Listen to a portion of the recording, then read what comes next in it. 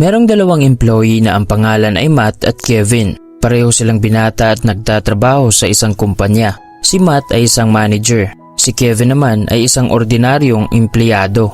Si Matt ay kumikita ng 50,000 pesos buwan-buwan, habang si Kevin ay kumikita lang ng 15,000 pesos. Mahilig mag-travel at gumala si Matt. Marami siyang lugar na napupuntahan taon-taon at palagi rin siyang updated sa mga bagong labas na gadgets. Wala siyang paki kung gumagastos siya ng katumbas sa kanyang income dahil meron siyang kasabihan na you only live once at gusto niyang mabigyan ng reward ang kanyang sarili. Si Kevin naman ay mahilig ding mag-travel pero konting lugar lang ang kanyang napupuntahan taon-taon dahil inuuna muna niya ang pag-iipon. Plano kasi niyang magtayo ng isang negosyo at mag-invest sa stock market dahil alam niya na kailangan muna niyang magsakripisyo at gumawa ng mga mabuting desisyon sa ngayon para ma-enjoy ang buhay sa hinaharap. Plano rin niya na magretiro ng maaga.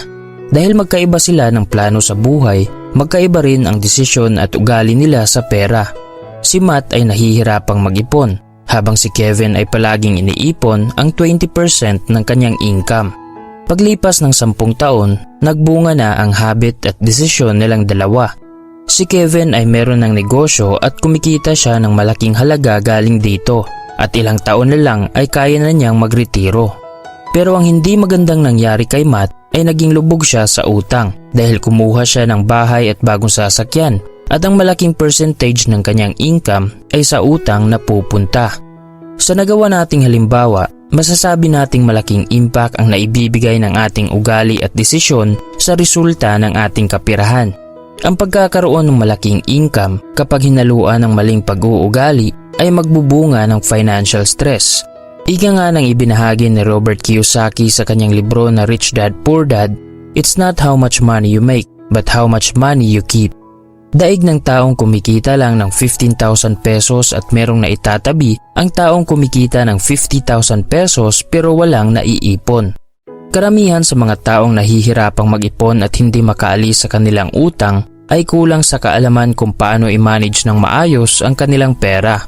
Lahat ng mga mayayaman ay master sa pagmamanage ng pera.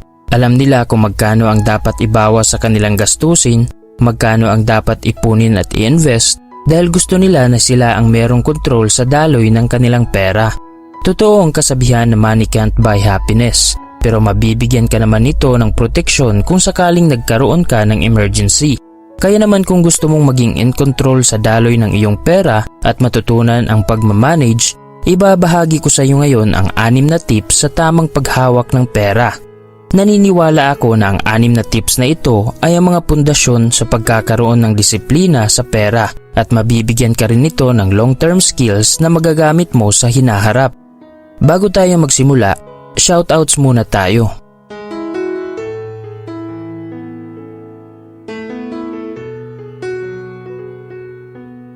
Maraming salamat sa patuloy na suporta dito sa aming channel. Tip number 1. Gumawa ka ng plano sa iyong pera. Ang pagkakaroon ng malaking sahod ay useless kung hindi ka marunong gumawa ng budget. Ang purpose ng pagbabudget ay hindi para maging kuripot o i-deprive ang iyong sarili sa mga bagay na gusto mo.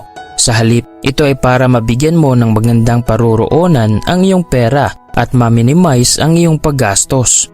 Ang problema kasi ng iba sa atin ay paggastos lang ang alam at hindi na nila tinatanong ang kanilang sarili kung ginagamit ba nila ang kanilang pera sa mga mahahalagang bagay. Hinahayaan lang nila na mapunta ang kanilang pinaghirapang pera sa mga kumpanya at kinakalimutan na nilang bayaran ang kanilang sarili. Isang activity na magbibigay sa iyo ng ideya kung saan madalas dumadaloy ang iyong pera ay ang mag-track ng expenses. Sa loob ng isang buwan, ilista mo lahat ng iyong gastusin. Tapos tignan mo kung napupunta ba ito sa mga mahahalagang bagay o kailangan mo bang gumawa ng maliit na adjustment sa paggastos. Mahalagang matutunan mo ang paggawa ng budget dahil maiiwasan mo ang mag-overspend at matutulungan ka nitong maging aware sa iyong financial situation. Kung anong bahagi ng iyong kaperahan ang dapat gawa ng pagbabago, kung kailangan mo bang magbawas ng gastusin o maghanap ng ekstrang mapagkikitaan. Kung gusto mong magkaroon ng financial security at peace of mind, kailangan mong gumawa ng maagang pagpaplano sa iyong pera at magkaroon ng lakas ng loob na mag-stick sa iyong plano. Dahil pera mo yan, ikaw ang bumabangon ng maaga, ikaw ang nagtatrabaho, at ikaw din dapat ang maging responsable sa paghawak nito. Tip number 2. Alisin mo ang iyong mga unnecessary expenses. Kung gumagastos ka ng hindi lagpas sa iyong income at ginagawa mong priority ang pag-iipon, paniguradong makakamit mo ang financial freedom. Malaking tulong ang naibibigay ng pagbabudget dahil mabibigyan ka nito ng awareness sa mga bagay na iyong pinagagastusan at madali mo ring madidetermine kung alin sa iyong expenses ang dapat tanggalin. Lahat tayo ay alam ang kahulugan ng wants at needs, pero iilan lang sa atin ang merong alam sa pinagkaiba ng dalawa. Kaya sa huli, majority ng ating pera ay napupunta sa wants at naisasakripisyo na natin ang mga bagay na dapat ay pinagtuunan natin ng pansin. Ika nga ng sinabi ni Warren Buffett, "If you buy things you don't need, soon you will have to sell things you need." Para maiwasan mo ang ganitong pagkakamali, kailangan mong tignan ng mabuti ang iyong budget at alisin lahat ng iyong mga unnecessary expenses. Gaya na lang ng subscriptions na hindi mo nagagamit, madalas na pagkain sa labas, pag-o-online shopping at iba pang mga gastusin na sumisira sa iyong budget. Sa halip na nasasayang mo ang iyong pera sa mga maliliit na bagay, subukan mong gawa ng adjustments ang iyong gastusin at ilipat ang pera na yon sa iyong savings account. Sa ganyang paraan, nabibigyan mo ng disiplina ang iyong sarili sa paghawak ng pera, naging focus ka rin sa mga mahahalagang bagay at napapabilis mo ang pagdami ng iyong ipon. Tip number 3. Mag-ipon para sa emergency fund. Isa sa mga mahahalagang bagay na dapat mong matutunan at kailangan mong gawin ay ang paghandaan ang mga unexpected na pangyayari. Hindi natin alam kung kailan ang susunod na market crash, hanggang kailan ka tatagal sa iyong trabaho o kailan ka magkakaroon ng emergency. Ang mga ito ay iilan lamang sa mga bagay na ayaw nating mangyari, pero mabuti nang maging realistic tayo at maging handa. Kaya naman, napakahalagang magkaroon ka ng emergency fund o pera na magagamit mo sa mga sandaling nahinto ang pagdaloy ng iyong income. Simple lang ang ideya ng emergency fund. Ito ay pera na dapat mong maipon na ang katumbas ay ang iyong 6 months to 1 year na expenses. Halimbawa, kung ang iyong average expenses buwan-buwan ay 20,000 pesos, kailangan mo mag-ipon ng 120,000 pesos para sa 6 na buwan na gastusin at 240,000 pesos para sa iyong mga gastusin sa loob ng 1 taon.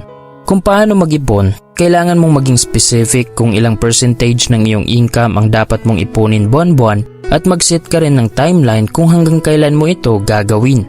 Halimbawa, kung ang halaga na katumbas sa iyong emergency fund ay 90,000 pesos, kailangan mo lang mag-ipon ng 3,000 pesos every month sa loob ng 2 taon at 6 na buwan, o di kaya ay 5,000 pesos buwan-buwan sa loob ng 1.5 taon, o di naman kaya ay 10,000 pesos every month sa loob ng 9 na buwan. Nakadepende sa iyo kung magkano ang willing mong ipunin at kung ano ang magaan na paraan. Ang mahalaga ay meron ka nang nagawang mabuting plano sa iyong pera at nabibigyan mo rin ng disiplina ang iyong sarili upang gawin ang mga importanteng bagay. Tip number 4. I-increase mo ang iyong income.